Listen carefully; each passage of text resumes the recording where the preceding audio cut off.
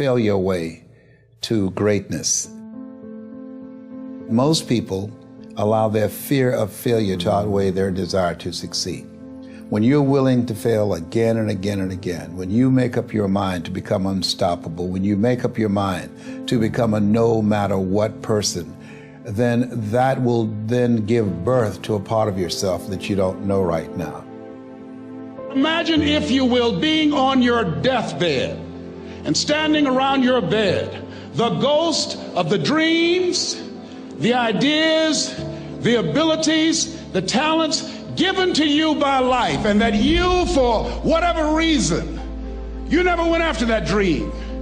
You never acted on those ideas. You never used those talents. You never used those gifts. And there they are standing around your bed looking at you with large angry eyes saying, "We came to you, and only you could have given us life.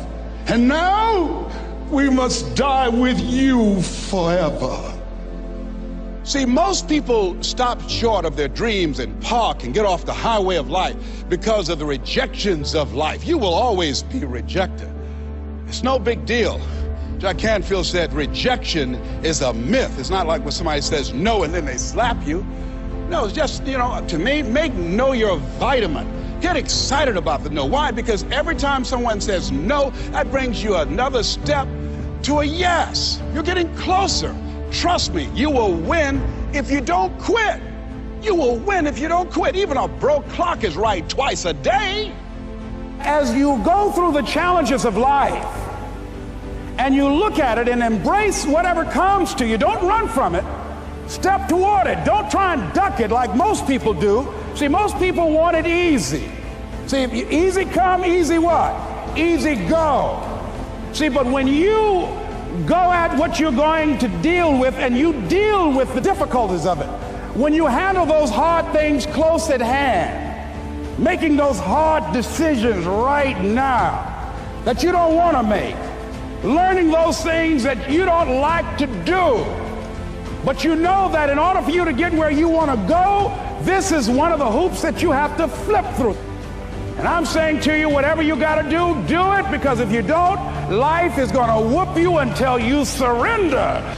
You have something that you brought to the universe, and that if you decide that my life deserves my developing this what I do well, and becoming the best at it, and mastering myself, and seeing what I have within me, if you decide to drop your buckets where you are and develop your gifts, I grant you, you'll never ever be without.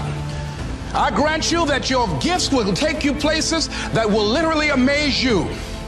I grant you that if you begin to work to develop your gifts, you'll develop a strong sense of happiness. You'll get a larger vision of yourself, because part of beginning to get a larger vision of yourself, all of us need some area of our lives where we can have a feeling of competence. That people know when they think about this area, that's something you do. That you eat and sleep that. And that you do that. You do that. Changing is not easy. But changing your life, changing habits, reinventing yourself, picking yourself up after life has knocked you flat on your back. I've got to say, when life knocked you down, try and land on your back, because if you can look up, you can get up. Well, that sounds cute, but that's not easy. When I was diagnosed with prostate cancer 17 years ago, that first time that happened, I said, hey, I can handle this.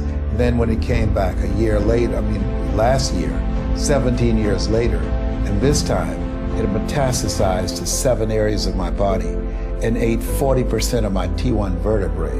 Now the stakes are higher. It's this life saying, okay, Mr. Motivator, you beat cancer the first time. What you gonna do now?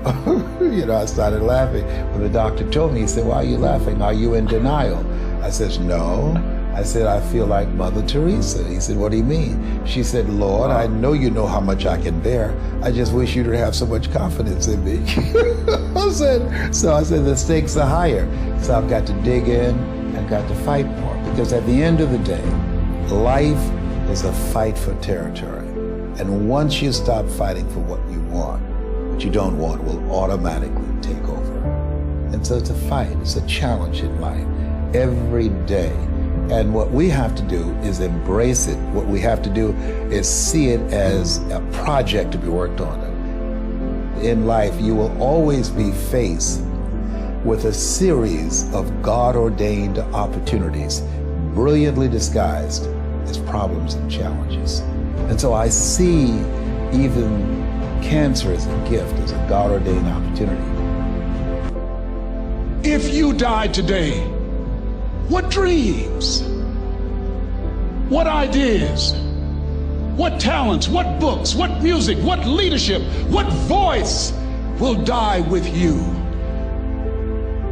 There are a lot of people who are biting their fingers in fear that they might lose their jobs.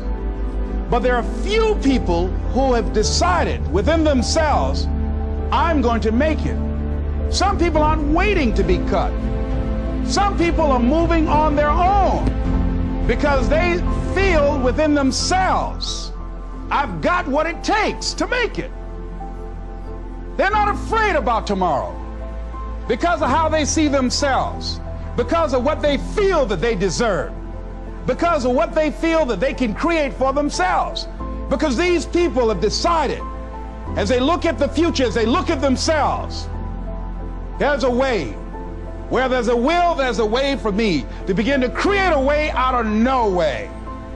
And when you have that kind of consciousness, when you have that kind of spirit, nothing can stop you.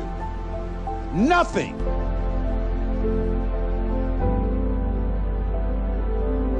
There's no secret to success.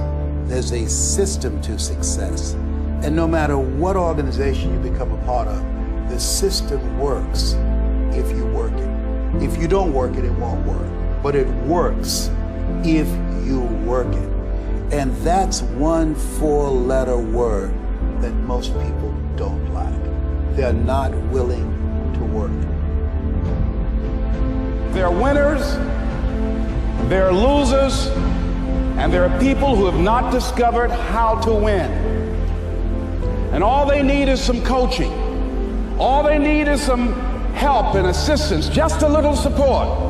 All they need is some insight or a different strategy, a plan of action to make some adjustments that will open up the key to a whole new future for them, that will give them access to the unlimited power that they have within themselves. That's all that they need. So what I want you to do is think about something you want for you, that's real for you, that's important for you, that will give your life some special meaning and power. And I don't even want you to say, I can do that. I don't want you to assume that. See, 5 years ago, when I started out in this area, I would not have been able to make the mental leap that I would be up to where I am right now. I don't want you to begin to just psych yourself out. No. I want you to be able to say something to yourself that will enable you to maintain a level of integrity with yourself. That when you say this, even when you face tremendous setbacks, it will be a benchmark to keep you in the game, to keep you moving forward and experimenting and readjusting your strategy and your plan of action, continuously looking for ways to win. I think we have to reflect on, who am I? Why am I here? What drives me? If I died today, what 3 words would I want said about me if I died today? You know, what is it that defines me? You know, how do I define myself? So I went to the next mode necessary to start talking to people and seeking and asking for what I wanted and leveraging relationships and trying to find out, how do the people do it that went ahead of me? How do they do it? And then what is it I need to do? How is it I need to train myself, to develop myself? What's the resources that will be required in order to make it happen? And as I start seeking out and asking questions, I started running into people who said, I know someone who can help you do that. And they helped me get connected with those people. Remember, we have so much energy that can take us so far. It's necessary that you hook up with some other energy that can take you to the next level. I hooked up with them. They said, let's go. I said, away we go.